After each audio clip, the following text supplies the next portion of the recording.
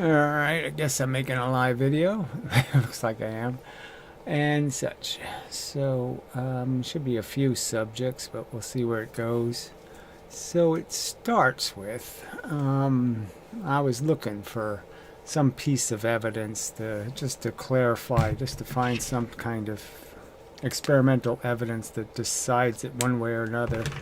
This simple argument about, the idea that let's just say you did use a rubber band to launch something, and you used 2 rubber bands to go twice the velocity, and 3 rubber bands to go 3 times the velocity, that kind of thing. And that you could, that would work as a system. I mean, better to have a spring, I suppose, use 1 spring, 2 springs. And the idea that twice the force would only get you 1.4 the velocity. And so you got 1v with 1 rubber band, only 1.4. So Valery Rousseau says he proved that to be true. Obviously, I argued in the that his experiment was garbage because of an obvious defect in the tracking software made it clear. I mean, the tracking software for one experiment looks like that, and for the next experiment it looks like this. Yeah, not exactly the same thing. An indication of that the experiment was flawed in some way, clearly corrupt, broken, not right. All right, so anyway, I stumbled across this, I don't know, I guess this is some sort of Southern California university where they reenacted some experiments or something, but the idea would be is that you're going to apply a pulling force. I guess I could draw that. A constant pulling force by having a scale, and then you just try to keep the scale with the same number on it, and pull somebody on roller skates. So not exactly brilliant, but I guess it'll have to do as an experiment. And the simple, well, this here, I'll just draw a person, I guess, here. So you're just going to pull the person with a scale, and then you're just going to use 2 scales, okay, and have the same reading on them, pulling the same person. And, what you end up with is twice the velocity. So you don't get the 1.4 thing, doesn't happen. So you apply 1 unit of force, 1 weight, and then you apply 2 units of force, or twice the weight, and it is actually a weight on a scale, and you get twice the velocity. Okay, so you don't get 1.4, you get 2x the velocity. So I suppose, I mean, it's an experiment I like to show you, but I can't find the videos. So that leads me to an inquiry, if anybody wants to do it. So there's a 1959 video made by a guy called Purcell, I think. I gotta find that. Yeah, I don't remember. This is, it's a lot of work being me. I'm very tired of it. Anyway, let's see where I just want to make sure everything's up and current here. Alright, so I can probably get rid of this, and then I don't need that in my way, and then I should be able to find the video, the reference I'm looking for.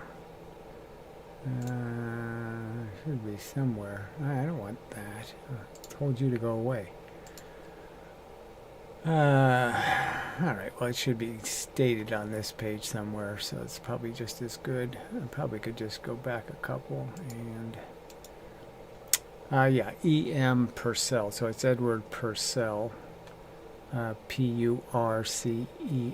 So he made a few videos. One on relativity that's quite famous and quite good, back in the late 50s, early 60s.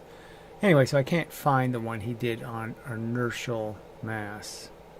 And it was called inertia, I guess. It's on inertia. But anyway, they used the pucks. And the fact is he hits the puck with twice the force, or uses a rubber band, or uses some mechanism to apply twice the force, and the puck moves with twice the velocity. So again, demonstrating that Valerie Rousseau's experiment, you know, it needs to be redone because there is evidence of this other experiment that proves it to be flawed or incorrect or wrong. So, and it's just amazing anyway that we're having this conversation in this complete vacuum of anything like, any kind of evidence at all. There's just nothing, a complete evidence void in terms of, basic questions like how do levers work, and they're claiming that I could do essentially the same experiment with a lever.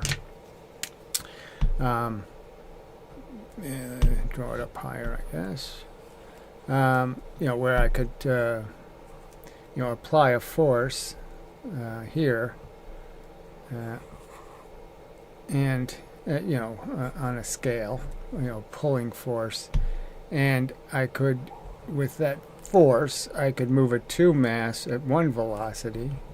Okay, and then they claimed applying the same exact force in the same location, if I took a 1 mass, I could only get 1.4 out of it. Only at 1.4 the velocity, not twice the velocity. So I wouldn't be able to conserve the momentum. So the momentum of the pulling force would not, this mv would not equal this mv. And I don't conserve the momentum. Is that realistic? I mean, this is a 2,000-year-old, law of the lever, Archimedes' law of the lever. They're basically claiming that Leibniz's mv squared is what actually is conserved, and that's the actual physics, and that's the thing that actually works and actually happens. Now, the argument is, no, I don't think so.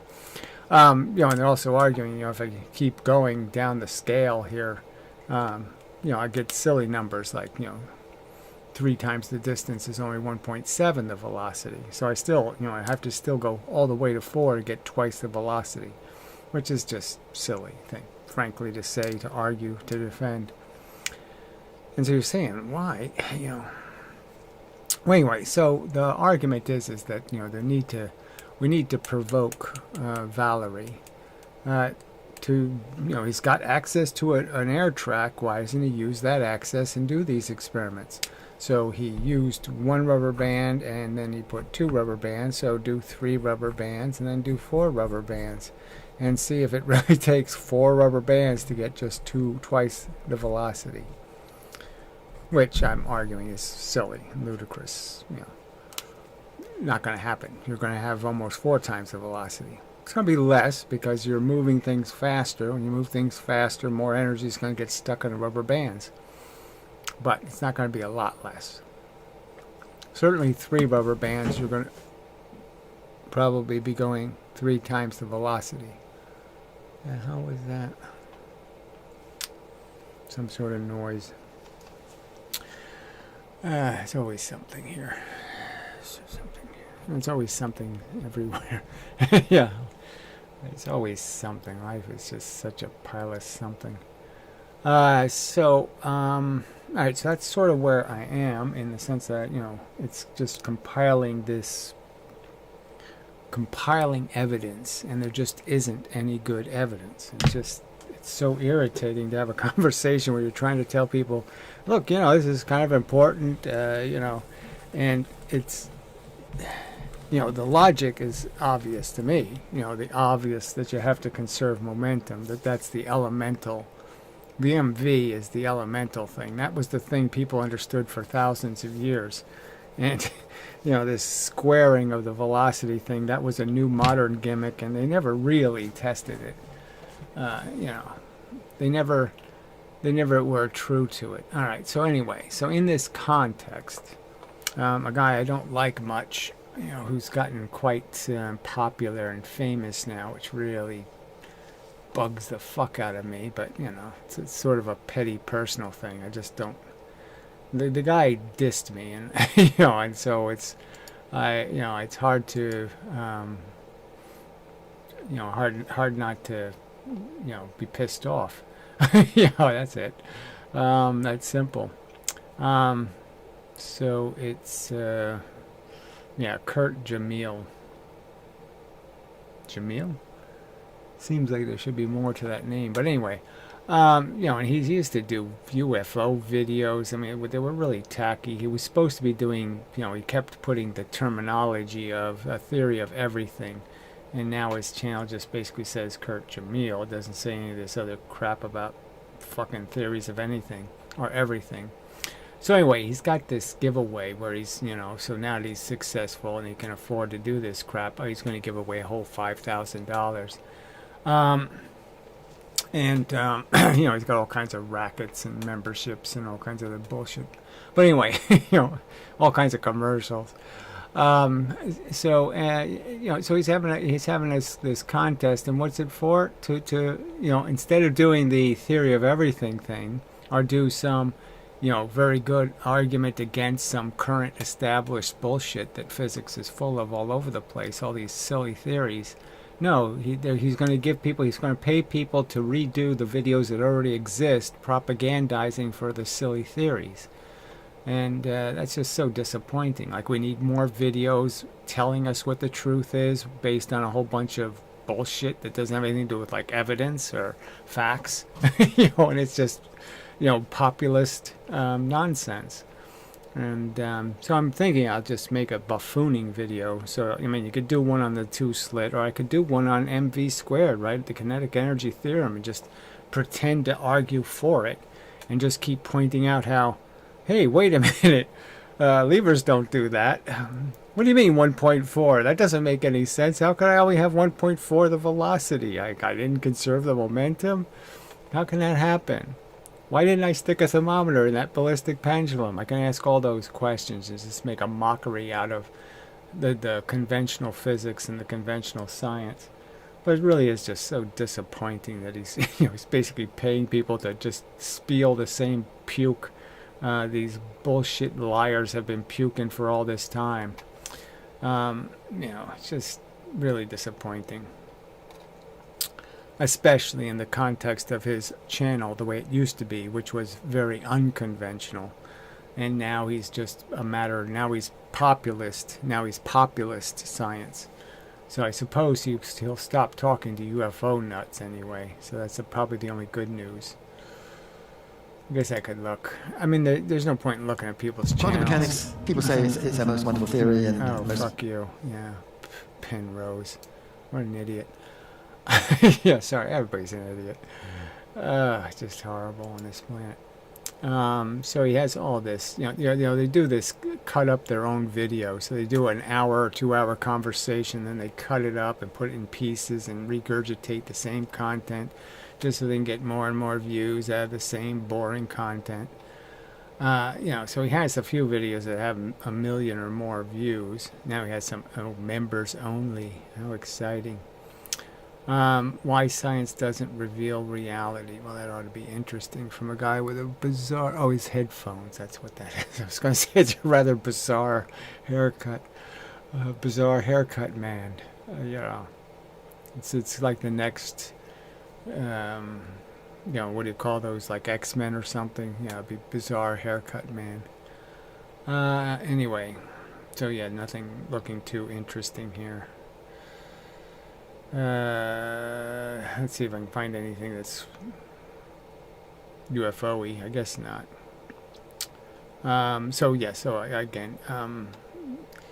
We'll see. Yeah. So there's some woman, I guess I'll play her video now about gravity, as if she is adding something to the subject of gravity. So this guy interviewed her, and she doesn't say anything that I could see in the first 10 minutes anyway. There's no indication she has any kind of theory at all. And then it's, a Royal Institution video. Somewhere in here. Yeah, there it is. Yeah. Alright, so maybe I'll play that. Because the gravity subject is, very interesting. And that's where this whole starts with the Leibniz nonsense. So first, they don't understand it's a time-dependent force. So they've tried to destroy, the simple Newtonian fact, the Galilean kind of fact, that here's the amount. There's a certain amount of velocity you get, okay, in units of time, 1 second units. I mean, that's the absolute fact. That's how it works. It's not 9.8, okay, meters per second squared. That's not the formula. That's not what Newton said. That's not what Galileo observed. That is not anything. That is a nothing as a statement. If you write that down and try to do any kind of gravity math with it, you won't get anywhere. So that's not even a real formula for them, because they don't even write it down that way and say, okay, let's figure out how much the gravity is. Because that doesn't work at all. They can't make any sense out of that nonsense. You know, this is the one that works. This is the actual formula. This is how gravity actually functions. I mean, these people can't even get this right. You know, this the simplest part, just identifying what the actual formula is for the gravity. You know, and how it actually works and how you actually acquire energy from it. There was a commenter, you know, that stupid green something or other that's been commenting, and he just talks all this bullshit. And so he's just talking about all these rationalizations. They make up this shit. And it's just such an obvious statement about what gravity does. I mean, it's the 1, okay, 3, 5. I mean, you know, it's, I guess I should draw that in some other way to make it clear, but it's, you know, 1, 3, 5, 7, you know, and that's your velocity increase, just showing you that you get more and more distance because of your accrued velocity. But each time, each second, each unit of time, you're still getting just one little tiny unit of distance. There's only one part of this that you're gaining. That little part, that little part. See, in your first second, you get the whole thing. Second, you only get 1/3, okay, of, so to speak, your motion, your distance. Only 1/3 of it will be your new added velocity. Then it'll only be 1/5 here, and then it's only going to be 1/7 there. Yeah. Yeah. But this is the Leibnizian nonsense, where they think that when you fall 4 times the distance, you're only going twice the velocity, right? So you fall 4 times the distance, you're going only twice the velocity, only. They think you got a unit of gravity, you got a unit of energy in each one of these units of distance, when obviously you didn't. You're only in the gravity 2 seconds. 1 second here, 1 second, okay, and then just like this 1 second, undeniable. And then this is your second, okay. There's not more energy because you're moving through the paint spray. You start off not moving. The paint sprayer starts. It hits you. It makes you move, okay? The amount it moves in that 1 second is exactly the same push you're going to get in the second. All right, and the rest of your motion is the motion you already got from the stuff hitting you. This is motion you get for free. This is so obvious. I'm gonna have to make these videos year after year to a bunch of belligerently stupid people. Belligerently stupid. Not accidentally stupid, not mistakenly stupid. No, they love being stupid.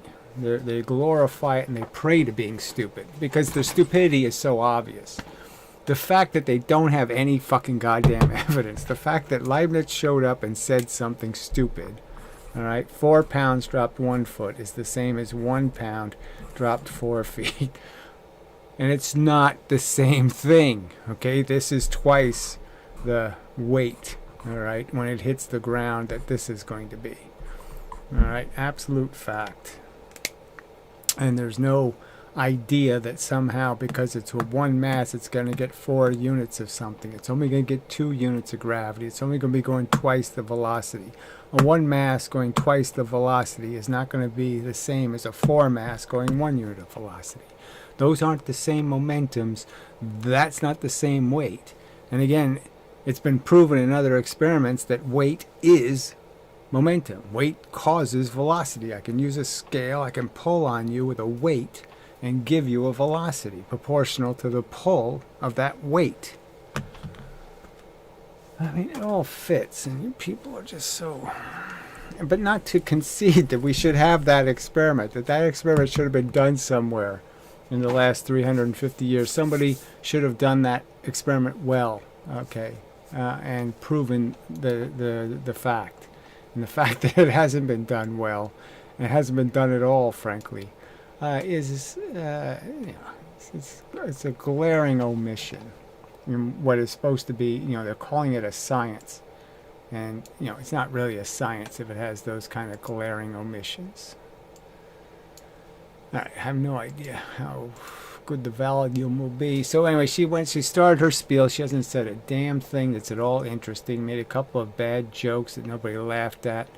Nothing to even indicate why she's talking about gravity or why she's qualified to have an opinion. Nothing. She worked at some institute somewhere and is just spieling some sort of crap. And so they called it Solving the Secrets of Gravity, like she's going to solve something. There ain't going to be no solutions here. So leave us continue. There's going to be a talk about how elemental the function is, but that's it. And again, gravity is only mysterious in the sense that it's a force that affects you, the most elemental bits of you. It's pushing your electrons and protons all at the same speed. And that's why everything, no matter what its mass, moves the same speed, is because the electrons and protons are doing the moving. Duh. Sharing the same state at the same time. And so the cells of our body and the atoms of the ground have to adapt for each other upon impact. That on itself has got nothing to do with gravity. So to really experience gravity, much more truly, we should really extract ourselves from all the other forces, for all the other phenomena. And then somehow a lot of my friends often tell me that I should just go. So why did she just say that? I mean, why would you extract it when it's going exactly the same speed? That's what they have found modern day. It'd be idiotic to subtract it. It's obviously one of these very fast moving force things, events. And like I say, they really do have some evidence to indicate gravity actually does move the speed of light, that if the sun blew up or disappeared, it would take 8 minutes, just, the same amount of time the photons would take to get to us, blah, blah, blah. So why would she say something like, oh yeah, let's separate it from what it obviously is, which is just like all the other forces we know. It's a real thing, not a fake thing. Now, let's hear this again. That on itself has got nothing to do with gravity. So to really experience gravity much more truly, we should really extract ourselves from all the other forces, for all the other phenomena. And then somehow a lot of my friends often tell me that I should just go skydiving, ideally without a parachute. I don't know what they mean by that. See, there's lots of jokes that nobody laughs at. Yeah, I'd have the same impression. This girly physics. It's just annoying. So that I can really experience this feeling of freedom. But I'm not entirely free there. I'm not entirely in free fall because of the friction of the air that's still pushing. Right. So you're going to feel all kinds of wind, all kinds of stuff is going to be going on. It ain't going to be no real example. But the point is again, it's so obvious why you can't feel something. You can only feel something if it moves pieces of you at different speeds. If it moves every bit of you at the same speed, you can't feel the difference. You can only feel the difference when something's different. Something has to be different than something else. That you can feel, but you can't feel things that are the same.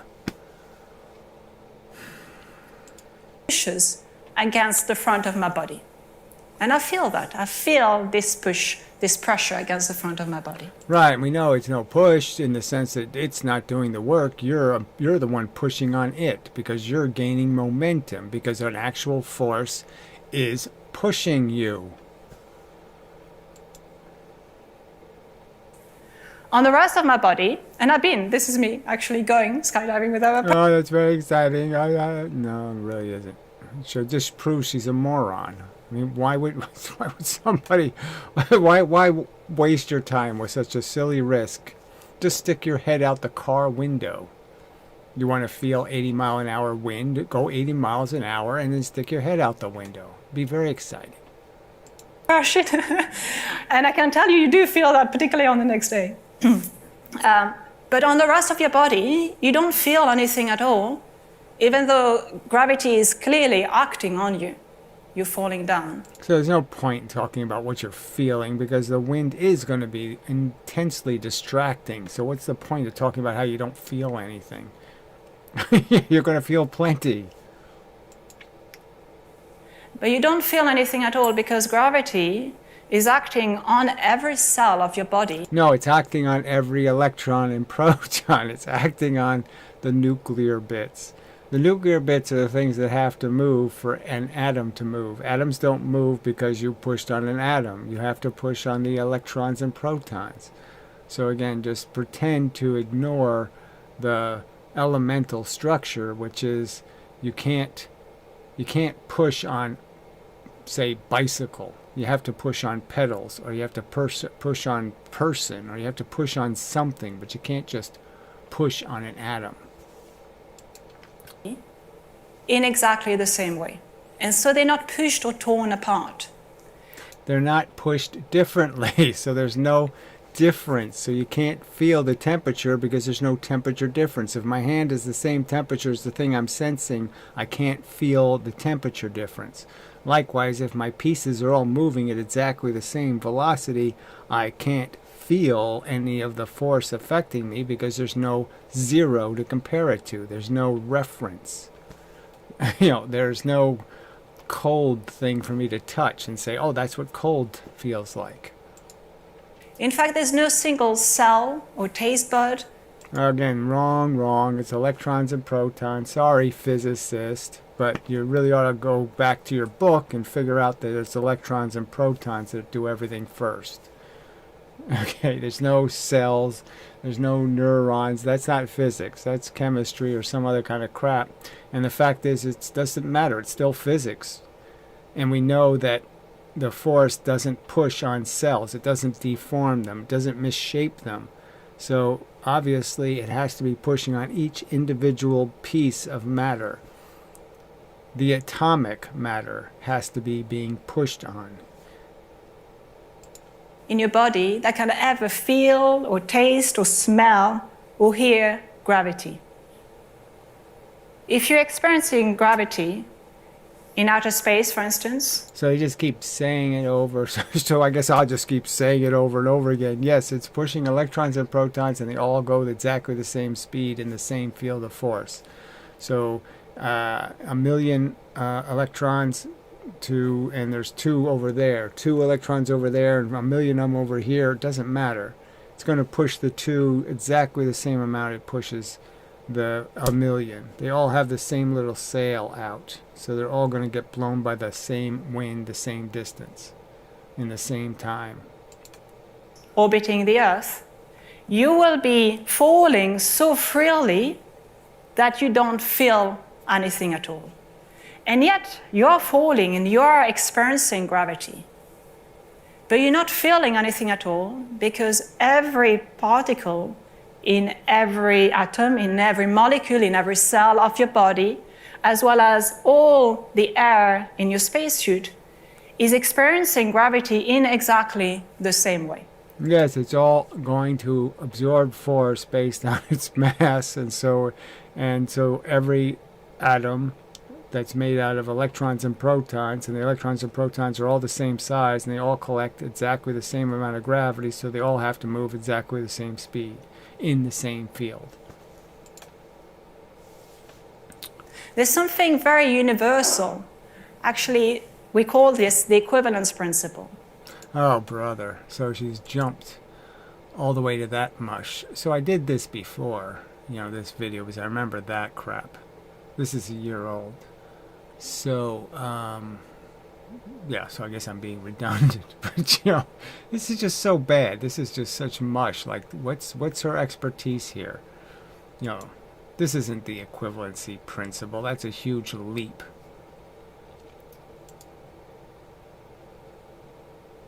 Which tells you that gravity acts on everything and everyone in the same way. And this equivalence principle was... So again, that's not the equivalence principle. The equivalency principle is that all motion is the same, and that all forces cause motion the same, and they don't. There's clearly no equivalence, between something, a wrecking ball banging into me and me getting pushed by gravity. They're completely unequivalent in terms of what happens to me, how I react to the force. It was already postulated by Galileo at the end of the 16th century. And it was, for instance, one of the experiments that was first made to see, well, not the first one, but a visual way to see this equivalence principle was done during the Apollo mission on the moon by astronauts. So another pointless reference to silly little tripe, where, oh yes, so we couldn't prove it until an astronaut did it because we didn't have a vacuum chamber and we couldn't. No, of course they'd already proven it a million times, so this was completely useless and redundant. Mark Scott, as you can see here, not because gravity is any different on the moon, but because there's no atmosphere, so there's no friction from the air. So when I hit play, you'll see that astronaut Mark Scott is going to drop on one hand a feather and on the other one a hammer. And so this is what they'd waste time on in the Royal Institution. Pathetic.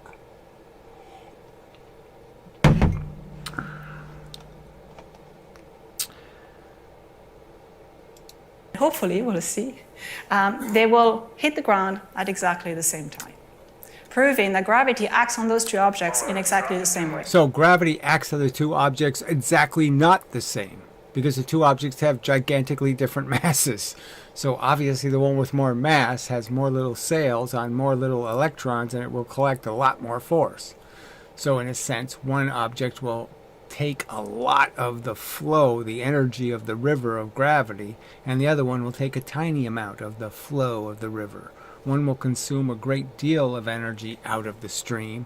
One will consume nothing almost out of the stream. Here, and hopefully they'll hit the ground at the same time. How about that? It works. How about that? Galileo was correct. Galileo was correct. Yeah. This is the equivalence principle. So again, it's not the equivalency principle. So it's just such a silly thing to say. I spoke with the Royal Institution when I knew I was going to give a talk here, and we discussed about how to prove the equivalence principle here. And I said, well, really, we should all go on the moon and experience that. And then somehow they didn't want us to do that. So Oh, it's just too silly. I mean, that's not the equivalency principle. I don't know how she can keep saying something that's not Einstein's statement. The fact that gravity hits all objects the same, that is, it makes the same, creates the same velocity, is not the equivalency principle. That's the elemental principle that you're actually producing. You're actually pushing the elemental matter. So it's about the atomic mass. So whatever the thing's mass is will decide how much gravity it collects. instead, I mean, how much force it has at impact. I mean, obviously you're moving each electron the same amount, all moving the same velocity. If you have more electrons, you're going to hit the ground with more force. thanks to Rachel, we have a really amazing experiment here, which is a tube. It's actually a tube, a normal tube. And Rachel has very nicely pumped all of the air out of this tube. And it's filled with some pieces of paper and a coin. Because there's no friction from the air, you can see that the paper and the coin fall in exactly the same rate. That.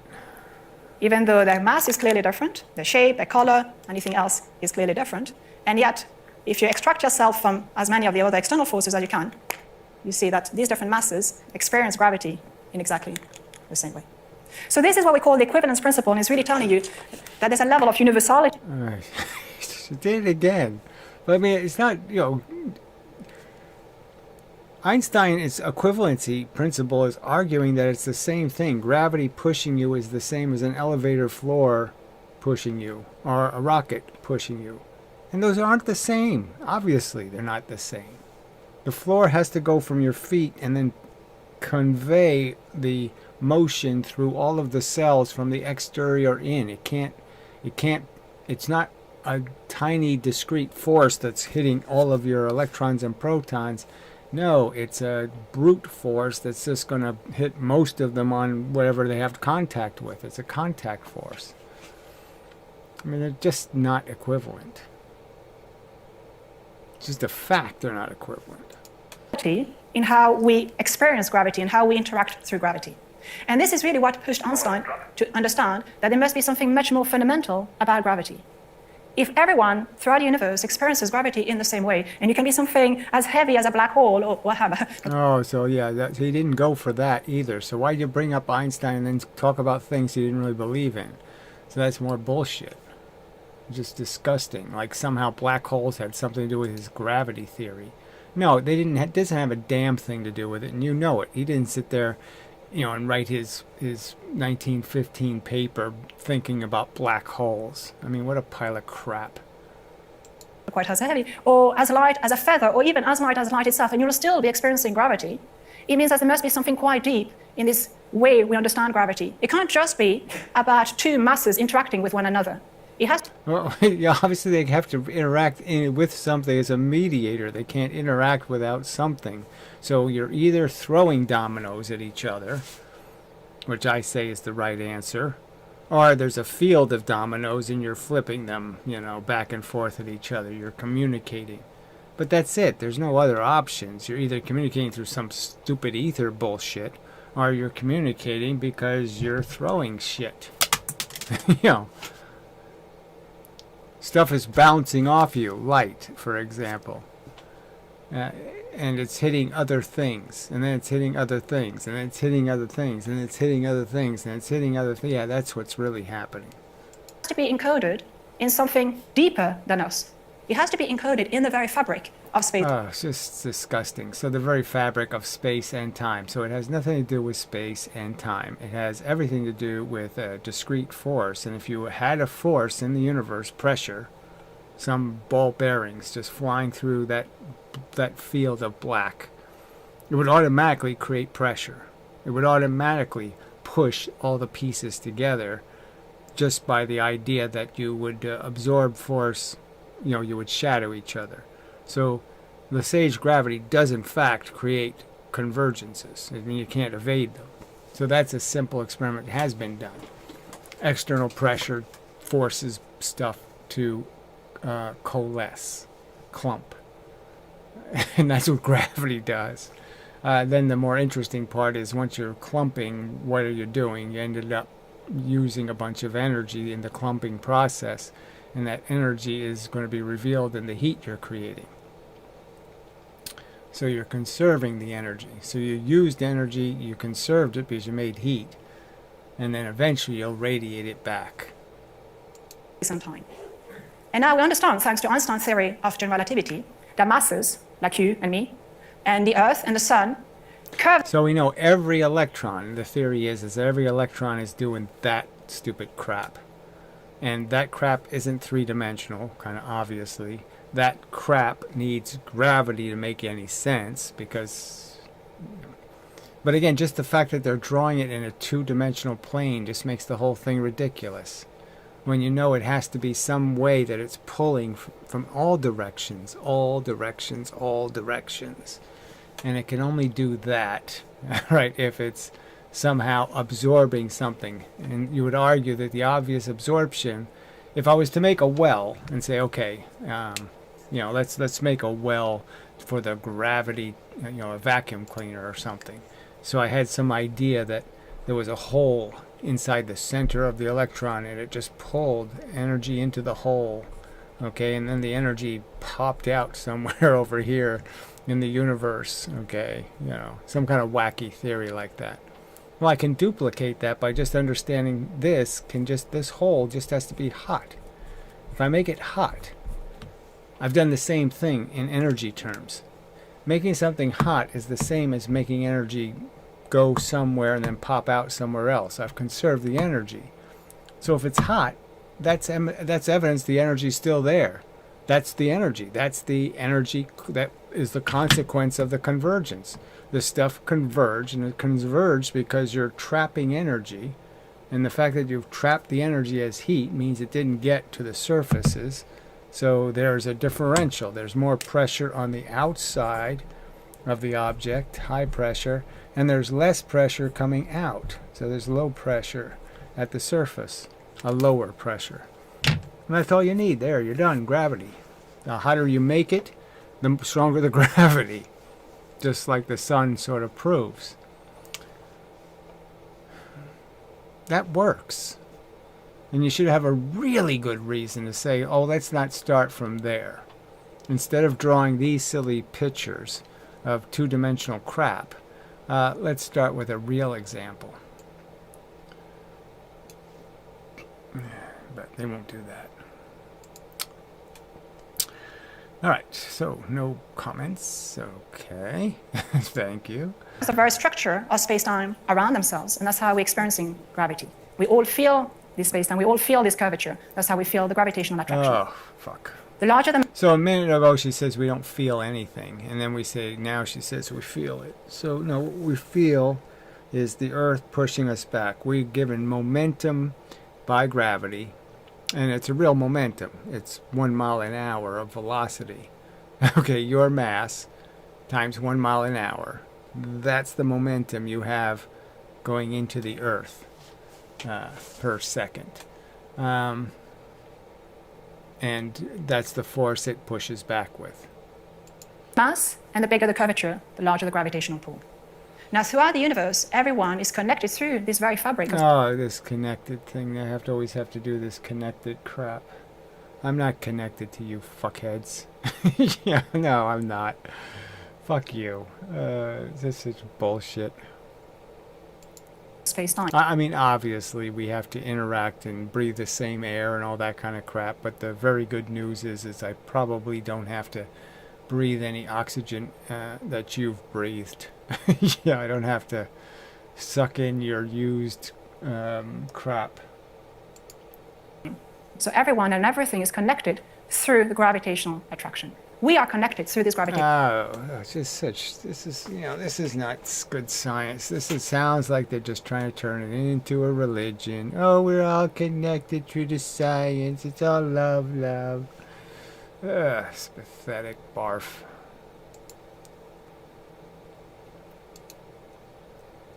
Gravitational attraction. Actually, the very notion of curvature, and hence the very notion of gravity, relies on connecting different points with one another. So that doesn't even mean anything. The very notion of curvature and the very connection of gravity is the blah blah blah blah blah blah blah blah. I didn't say anything meaningful. Did you hear me say it? No, I didn't. No, just bullshit. If you want to draw an analogy between the curvature of space-time with the curvature of a surface, it's easier for us to represent ourselves that. So you can think of the curvature of the surface of our roof, or this very beautiful surface here, which is curved. And we can tile this curved surface with tiles which are each one of them individually completely flat each one of them. And it is in connecting those flat tiles with one another that the curvature of the surface unfolds itself. I mean, how could this be relevant? And what the hell's her... Again, she's supposed to be making some new contribution. But what's the point of this mush? And then in here, I've drawn a straight line connecting those tiles. It's a completely straight line. And when they are on this curved surface, this straight line may appear a little bit funny or curved. It is just the way a straight line looks like in a curved space-time, adapting for the curvature of the space or the... Says you. It's a longer line, it's a longer distance, all this bullshit. It doesn't happen. We're fine, whatever. Space-time in which it's it's something living. real. And that's why, for instance, the orbit of the planets around the sun may look like they're having some curved ellipses around the sun. But actually, these are just straight line in the curved space-time. They're adapting for the curvature. Oh, fuck that, too. I mean, they're obviously going circular paths because the gravity is applying a force. So why talk about it being a straight line? It's not a straight line. I mean, that's just too ridiculous. In which they live in. Now, for me, this experience is very tangible because throughout my life, I have been moving from one place to another. Very conscious. Oh, yeah, I remember this. Yeah. Who cares? Why should I give a shit where you've moved to? At every step on how to connect between these different points. From Switzerland to Peru to Madagascar to France to Indonesia to Canada to the UK. Couldn't keep a job, huh? To the US, back to the UK.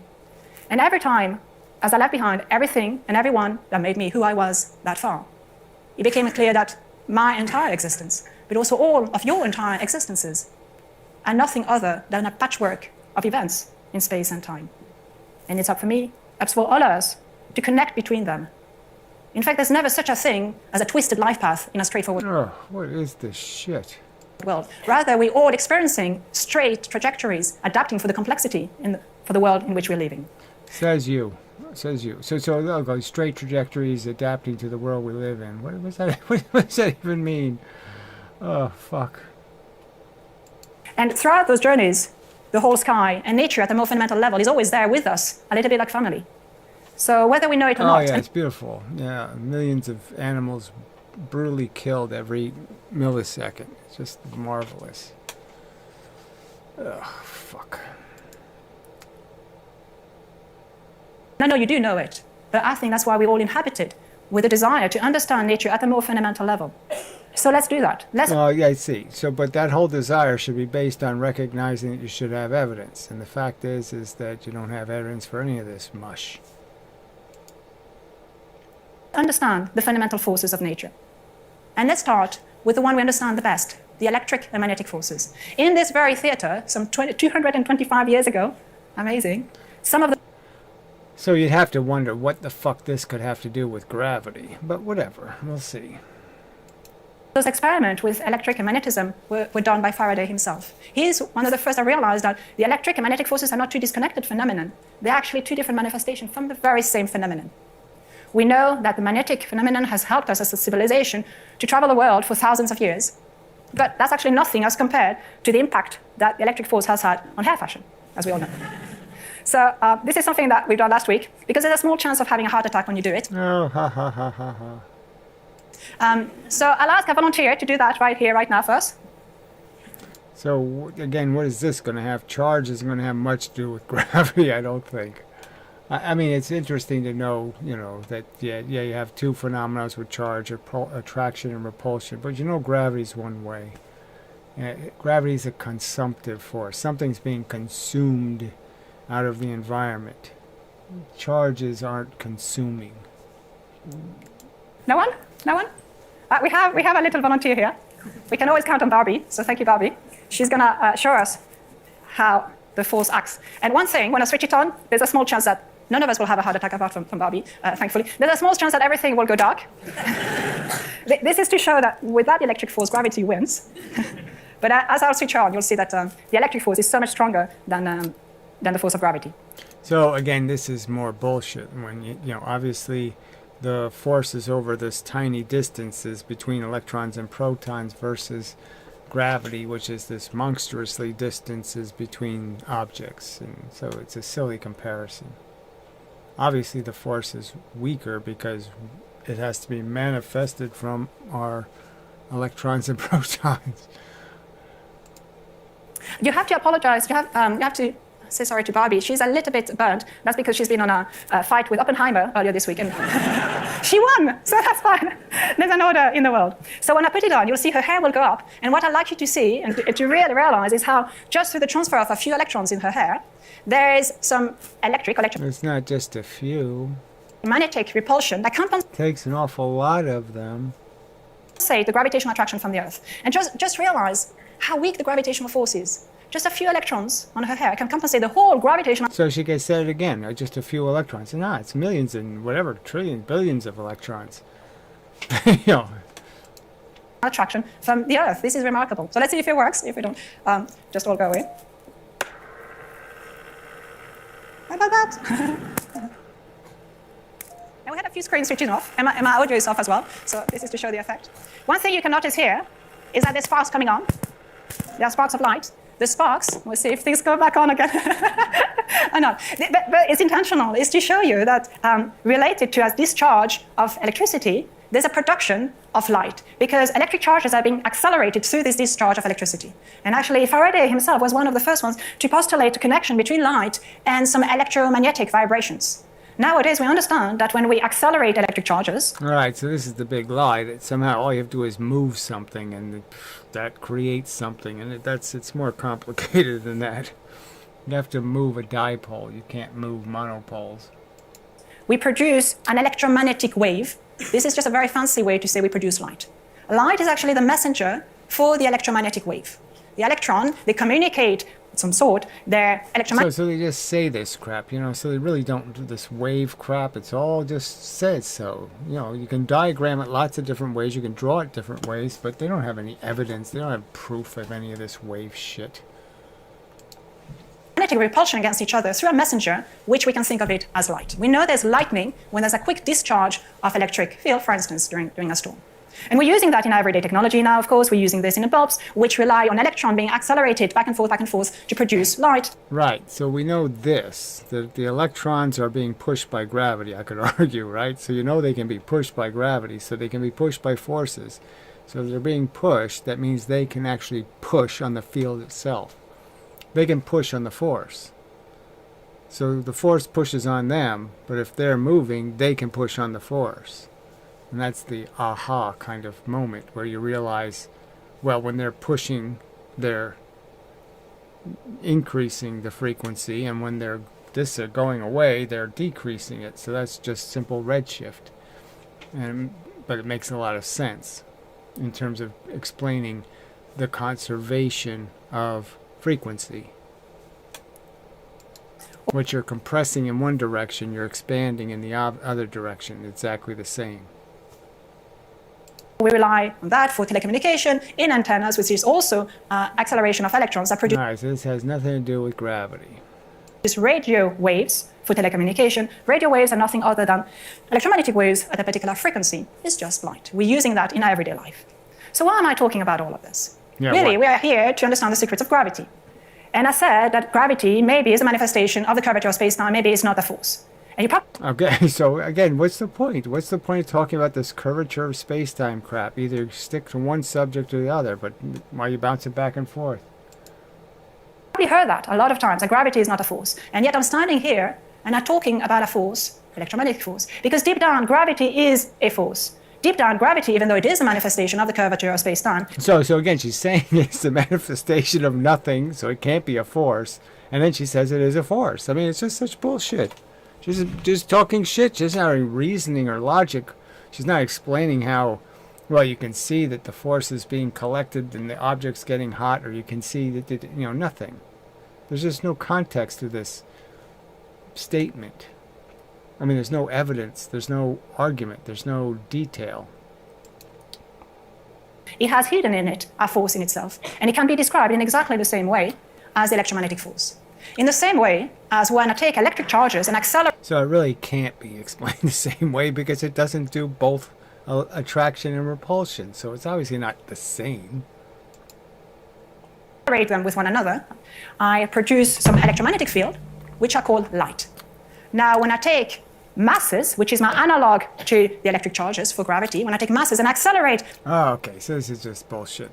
Now we're into gravitational wave crapola. So somehow the mass turns into gravity, turns into bent space. Somehow you convert mass into bent space by doing this swirly-burly crap. And again, no fucking evidence that anything like that happens anywhere.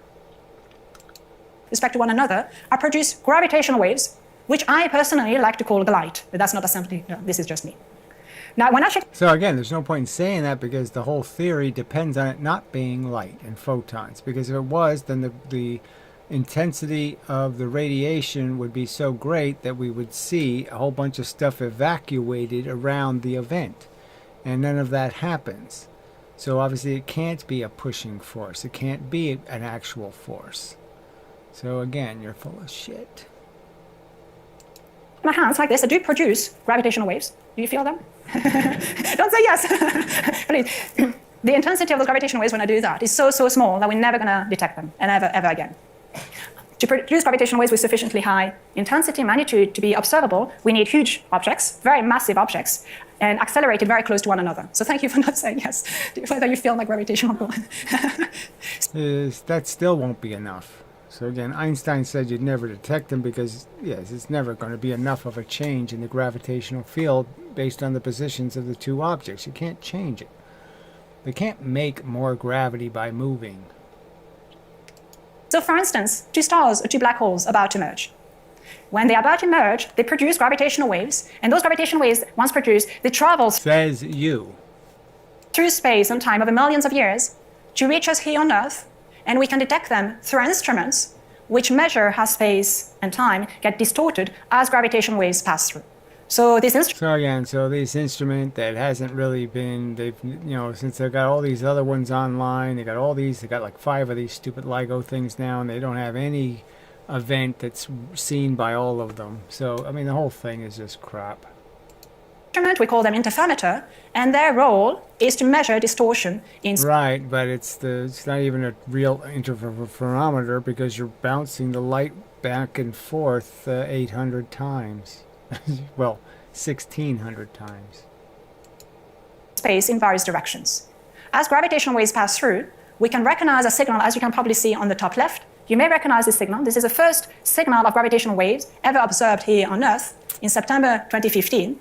And the announcement of that was on February. Yeah, and there hasn't been anything brilliant since, right? I mean, that was their best, and everything else has been kind of garbage by comparison. 11, 2016. On the day of the announcement, you could pick up any newspaper throughout the planet on any language that you want, and the headlines would read, Einstein was right. Again, yes, again, the same bullshit. So the Kinetic experiment was crap, and that proved Einstein right. And now we got this LIGO thing. Oh, we proved Einstein right again with another big pile of crap.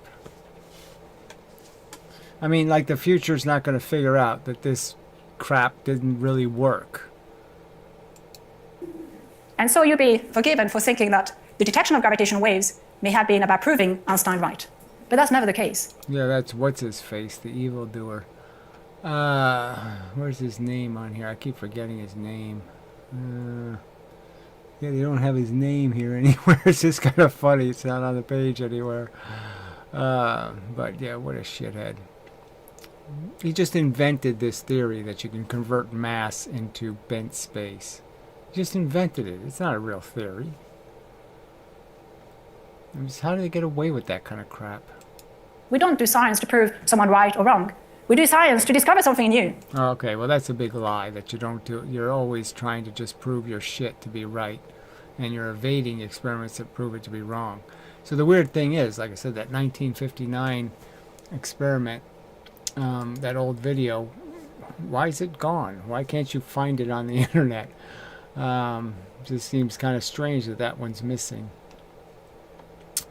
Let's see what it says here. The model of the fabric of space-time is wacky. Yeah, okay.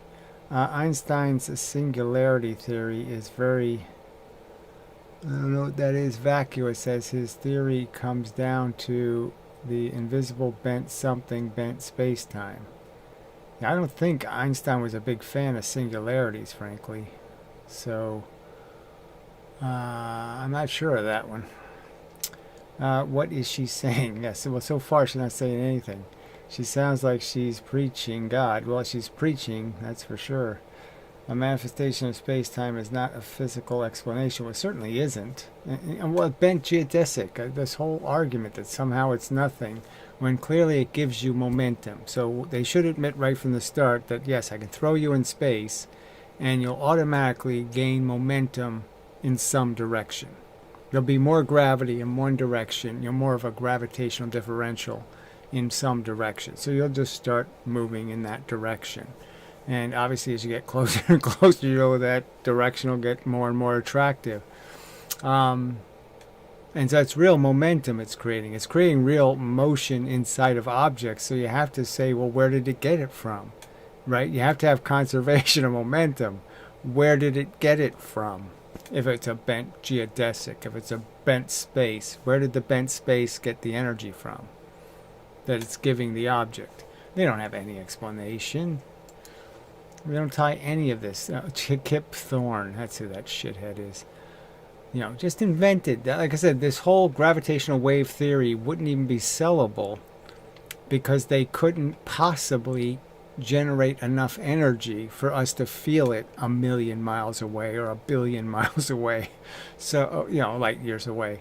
So they had to invent this preposterous theory that a huge percentage of the mass of the objects was actually converted into some kind of force that could get to us. And that's the only way they could make it work. So unless they do this silly mass conversion, they can't make it bright enough that we could ever actually feel it.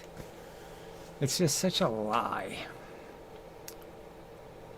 But no, that wasn't Einstein. Einstein didn't think you could convert mass into gravity. We do science to push the barriers of understanding. And according to Einstein's theory of general relativity himself, there's still much more to uncover. And that's because Einstein's theory of general relativity doesn't only predict gravitational waves and the Big Bang. Okay, doesn't do that. So again, another lie. Okay, Einstein said that was sort of bullshit theory, gravitational waves. No chance you would ever detect them, and then he even basically said that just really won't happen. And clearly he wasn't big a fan of black holes. He didn't give a shit about the Big Bang. So this is all, they're just making up this crap. They just lie about Newton, they lie about Einstein. And black holes, and so many other amazing things. Actually, the very best thing I would say that Einstein's theory of general relativity predicts is its own failure. And that's undoubtedly the best feature that a theory can ever have, because it not only tells you where you are and how to make predictions and compare them with observations, it also tells you where to look for new discoveries. Now, to understand why Einstein's theory of general relativity does indeed predict its own failure. So that doesn't make any sense. God. It predicts its own failure. I mean, amazing.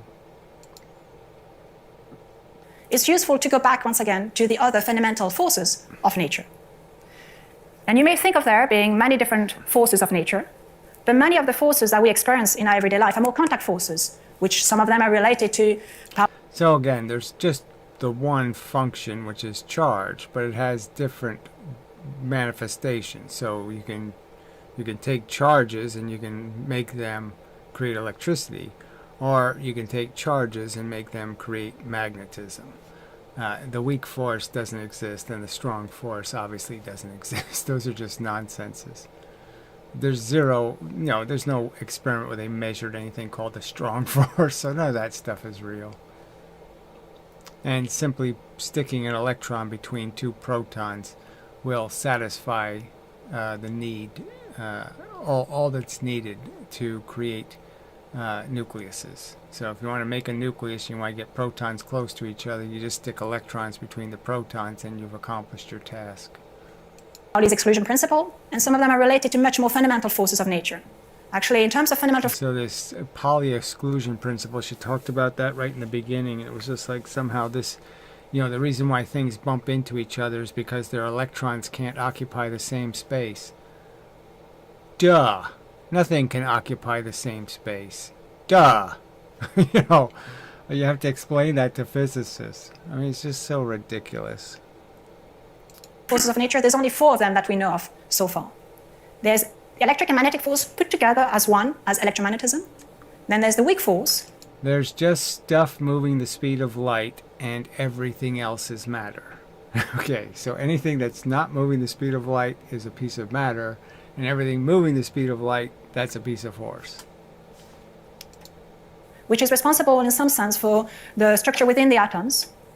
There is the strong force, which is responsible for the cohesion of the quarks within the protons and neutrons inside the nuclei. I mean, again, this is so abstract, and they don't really, there's no reason for people to think they have the answer, that that's really how it's made, that there's quarks and that they're glued on and that they're all this bullshit. There's no good reason to believe any of that shit. There's just no experiment that shows you any of this. This is all what they have contrived it to be. This is just hobgoblins all the way down. Of the atoms. And then there is the fourth one, is the gravitational force. And one thing remarkable about all of those fundamental forces of nature is that we think they can be unified into one theory of everything. Yes, it's all going the speed of force. There, you've solved the problem. Now, once you've recognized it's all the same little bits, all you're trying to say is how the little bits make these different functions. And the simple answer is there's 2 kinds of force and there's 2 kinds of matter. There's electrons and protons, and there's electron force and proton force. And they have 3 interactions. They can push something, they can reflect, or they can transition. And with that, you solved all of it. We already know that the electric and magnetic forces are not disconnected, they are unified into one framework. and I'll mention later, the weak force can also be unified with electromagnetism. So again, unified in what way exactly? So there's no, they say it's unified, but there's no way that they've really unified it, in any sense of giving you a description. I mean, obviously a lightning bolt and a magnet don't have much in common. Into an electroweak theory. And we do believe that this continues and continues. This week, we're hosting a free trading and investing workshop right here in Ridgefield Park. Inside this workshop, you'll learn. If we go back to electromagnetism, while I described it as having a messenger, which is light, the electromagnetic wave, at a more fundamental level, light can be described, as I said, as a wave, but also as a fundamental particle, which we call the photon. In practice, what this means... So there's no single particle called a photon. So again, they didn't even get Einstein's whole point, which, he said light quanta, indicating that maybe it's made out of bits. There's no photon. There's the event of a photon caused by light quanta. And it is, if I take light of a particular color or frequency and reduce its intensity as much as I can, I'll see that it's carried by finite, discrete quanta of energy, which we call the photon. It can be one photon. So again, more nonsense about the whole object being a photon when it's made out of discrete bits, as she just said. One amount of energy, or two photons, the double of energy, but never anything in between, no matter how much I try to adjust the intensity of light. In fact, individual photons can be emitted or absorbed when electrons change energy levels around the atoms. Now, the weak... So all you're talking about is how fast the electron moves will decide how much a frequency is changed. And that's all there really is to this whole story. And obviously it's hard to move electrons really fast. So it's hard to make gamma rays. It's hard to make ultraviolet. Because you have to move the electron really fast to create that much blue shift. Force and you can only move the electron really fast if there's a bunch of force pushing it. Is also a fundamental force and can be unified with the electromagnetic force into an electroweak theory. This is known thanks to the work of Glashow, Oh, shit. Thanks to this bullshit. Some towel head. and Weinberg. Ugh, fuck. The weak force also has a carrier which transmit this weak force, which we call the W and the Z bosons. Yeah, we made up more bullshit. There's no evidence for it actually existing. So again, this is her gravity lecture. What has she said? And what has she said that's innovative? She's just telling us what these other bozos have theorized. She's not saying anything new. There are also fundamental particles, which we can detect, absorb, and emit. The weak force is actually extremely important. We wouldn't be there without it. It's responsible for fusion. Oh, says you. It has some medical applications. Some of you may have gone through a PET scan, which relies on this weak force. Ah, bullshit again. And on the W and the Z boson. But we may not be quite as familiar with this weak force because the weak force is weak. It's weak. It's very weak. At least there's one concept which is quite easy. It's weak here. And the reason it is weak is because the particles that carry it, the W and the Z bosons, are massive particles in the sense that they have a mass, which means that they're much harder to excite. And nowadays, we understand very well how the Higgs mechanism is responsible for giving a mass to the W. So you get, all this horse shit and, all this complexity. Where's it all hiding? Where are all these things hiding? And the Z boson, I'll explain what I mean by that, and is responsible for weakening the range of the weak force, making the weak force weak. Electromagnetism, we say, has an infinite reach. In principle, we can have two electric charges quite far away from one another, and technically they will still mediate a small electromagnetic force with one another.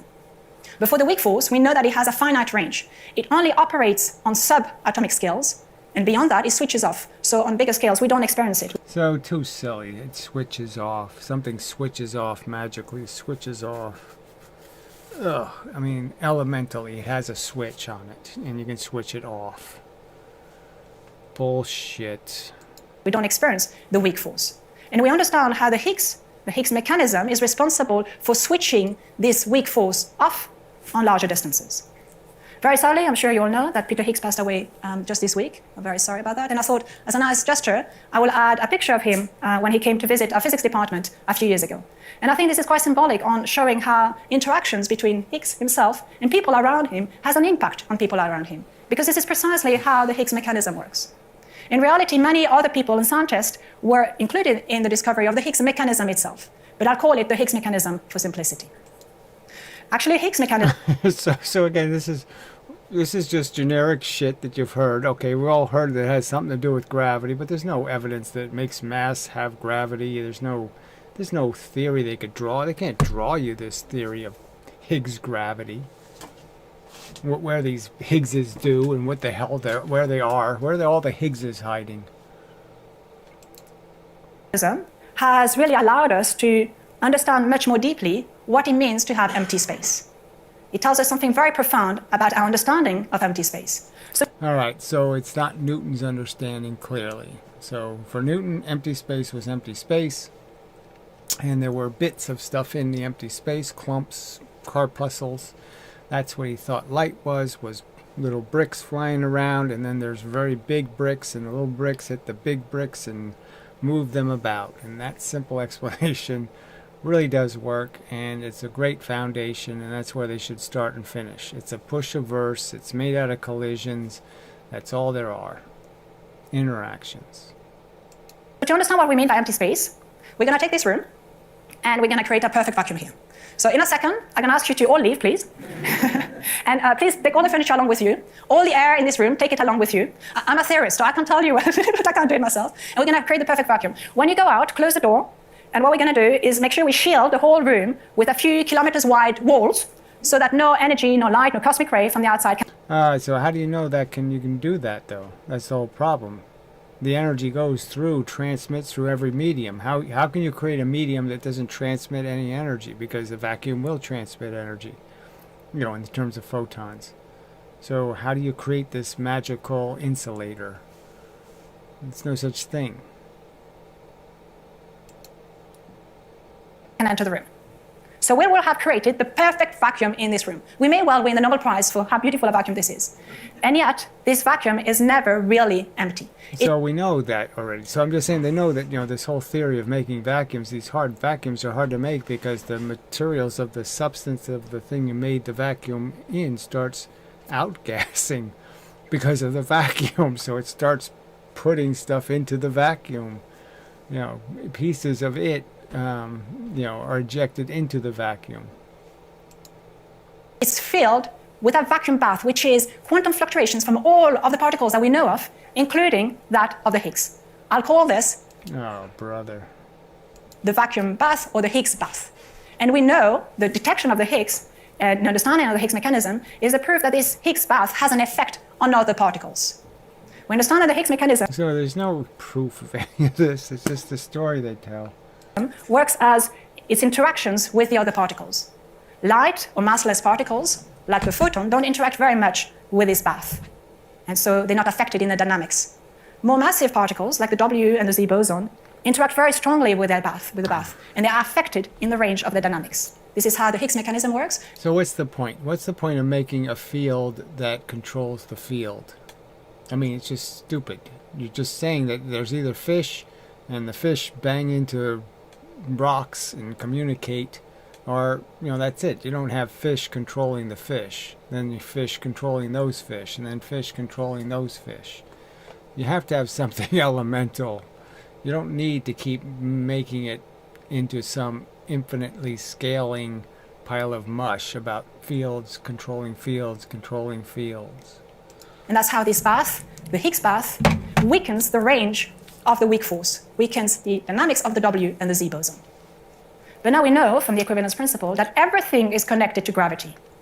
So this Higgs bath, for instance, is not innocent. It should have an effect on gravity. So let's go back to gravity once again. Oh, brother. So just like we described the electromagnetic phenomenon as a force, which had a messenger being light, but at a more fundamental level, light is carried by a particle which we call the photon, all of this is true for gravity. Deep down, gravity is still a force, even though it can manifest itself through the curvature of space-time.